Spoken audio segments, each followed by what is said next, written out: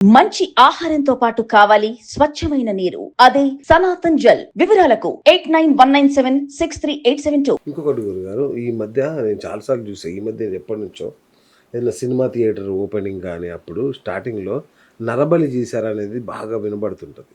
అంటే ఏంది నరబలి ఎందుకు చేస్తారు?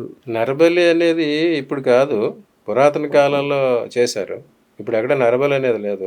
లేదు గురుగారు, ఈ మధ్య కూడా విన్నాను నేను. అంటే కొన్ని థియేటర్లకి నరబలి చేశారని, సినిమా థియేటర్లు ప్రారంభోత్సవానికి కానీ. అది చాలా తీవ్రమైన చర్య అది.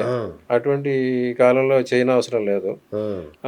జనరల్గా ఏంటంటే వాస్తు బలి మాత్రం చేస్తారు. దానికి రామాయణ కాలం నుంచి దానికి ప్రమాణాలు ఉన్నాయి. శ్రీరాముడు పంచవేటలో ఆశ్రమం నిర్మించుకున్నప్పుడు కూడా వాస్తు పూజ చేసాడు, వాస్తు బలి ఇచ్చాడు అని అన్నది. వాస్తు బలి అంటే ఏమి ఇస్తారు? ఈ జనరల్గా అప్పుడు మృగం అన్నారు. మృగం అంటే నల్ల దుప్పి, నల్ల దుప్పి, అటువంటి మృగాన్ని బలిచ్చారు రాముడు అని రామాయణంలోనే ఉంది.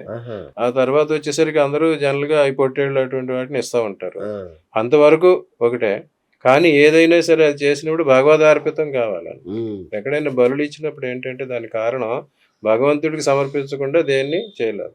ఆ చేసేప్పుడు కూడా ఏం చేస్తారు, ఆ జంతువు అయితే ఉందో ఆ జంతువు ఆత్మ, నీ ఆత్మ భగవంతుడిని చేరుగాక, నీ శరీరం మా శరీరంలో చేరుగాక అనే మంత్రం చెప్తారు.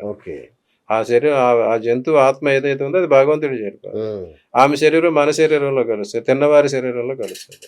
ఆ తిన్నవారి శరీరం చివరికి భూమిలో కలుస్తుంది, అగ్నికి ఆహుతవుతుంది.